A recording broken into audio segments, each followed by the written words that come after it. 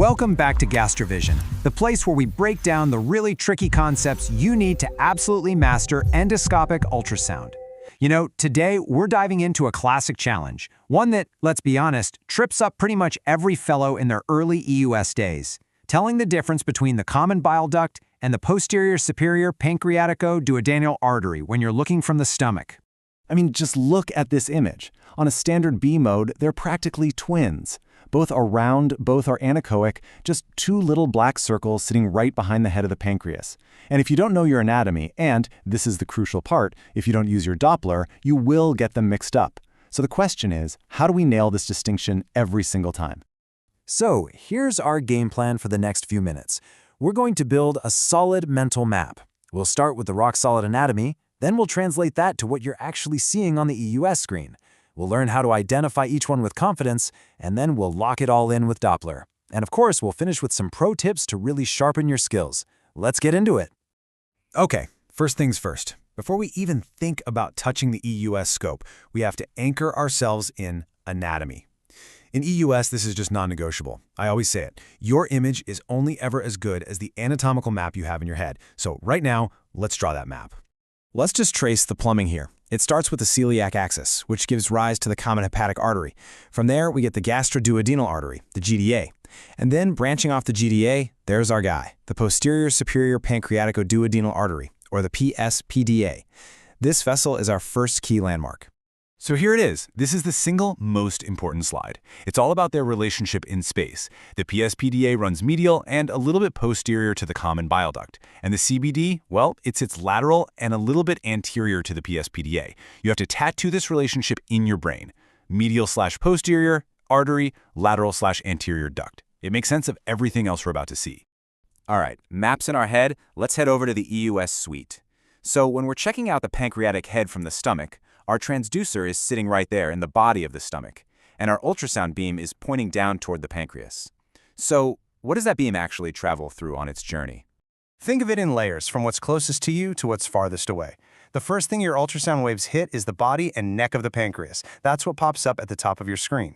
Then, you see that beautiful big anechoic tube, the superior mesenteric vein. That's a key landmark. And then deeper in the far field is the head of the pancreas. So on your screen, from top to bottom, it's pancreas body, SMV, pancreas head. Okay, now keep looking. Just behind the head of the pancreas. This is where the fun begins. You're going to see two round, black, tubular-looking things. Two anechoic circles, looking almost identical on B-mode. And this is that moment, right?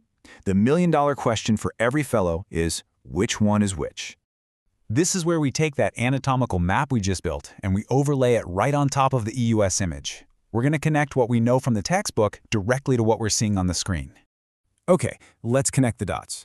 We said the PSPDA is medial, right? Well, on our US image, medial simply means closer to our probe. It's more in the near field.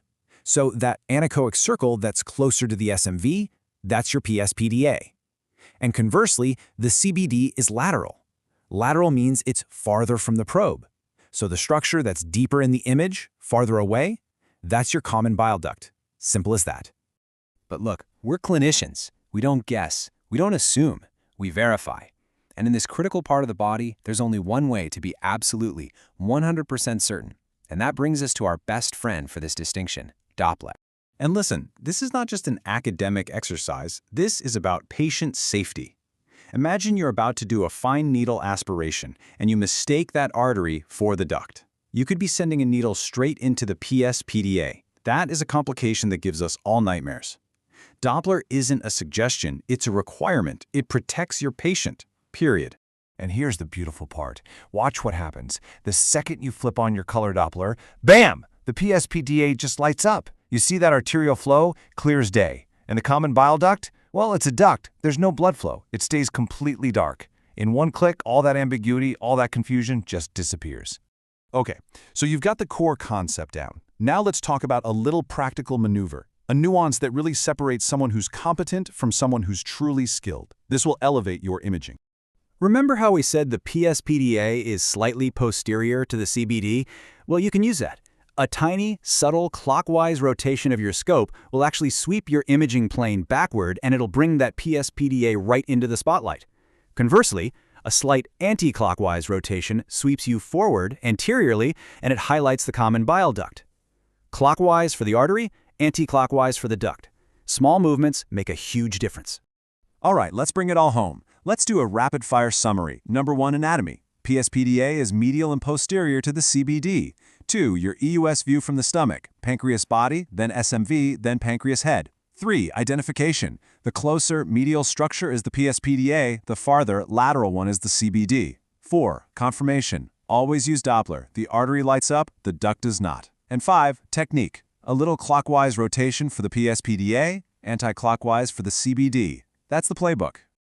You know, understanding all this conceptually, watching this, it's a fantastic first step. But the real mastery, the part where it becomes second nature, that happens in the EUS suite, with the scope in your hands. There's just no substitute for that hands-on practice. So get out there and practice. Ask your attending to walk you through this on your next procedure.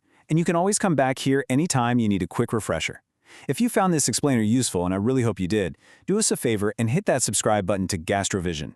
We bring you concept-driven, clinically relevant EUS education all the time. Until next time, keep learning, keep scoping, and we'll see you on Gastrovision.